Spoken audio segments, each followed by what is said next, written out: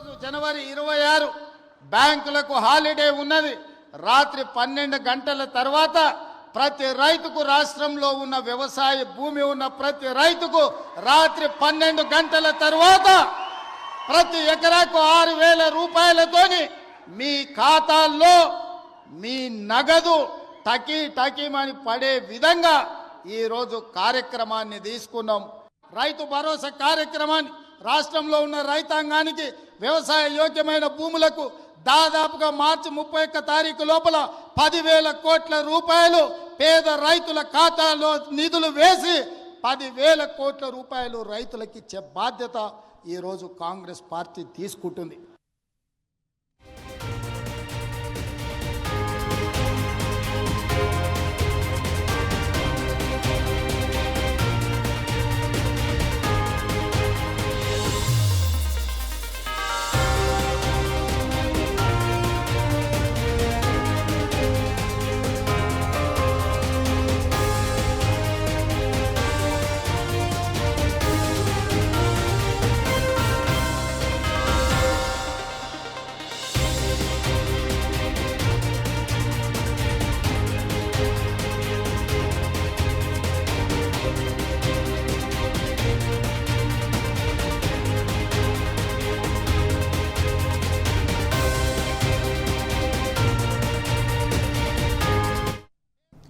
కాంగ్రెస్ నాయకుల నాలుకలు నాగుపాములు, అవి నీచంగా మాట్లాడగలవు, నమ్మించి కాటువేయనుగలవు. అందుకు బెస్ట్ ఎగ్జాంపుల్ రేవంత్ రెడ్డి.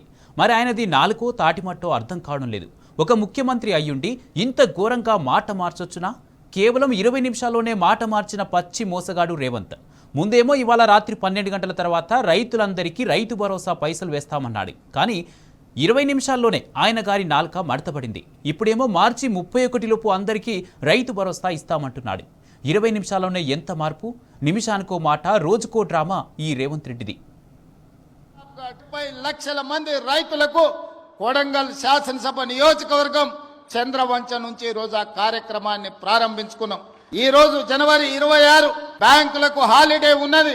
ప్రతి రైతుకు రాష్ట్రంలో ఉన్న వ్యవసాయ భూమి ఉన్న ప్రతి రైతుకు రాత్రి 12 గంటల తర్వాత ప్రతి ఎకరాకు 6,000 రూపాయలతోని మీ ఖాతాల్లో మీ నగదు టకీమని పడే విధంగా ఈ రోజు కార్యక్రమాన్ని తీసుకున్నాం. రైతు భరోసా కార్యక్రమాన్ని రాష్ట్రంలో ఉన్న రైతాంగానికి వ్యవసాయ యోగ్యమైన భూములకు దాదాపుగా మార్చి 31 తారీఖు లోపల 10,000 కోట్ల రూపాయలు పేద రైతుల ఖాతాలో నిధులు వేసి 10,000 కోట్ల రూపాయలు రైతులకు ఇచ్చే బాధ్యత ఈ రోజు కాంగ్రెస్ పార్టీ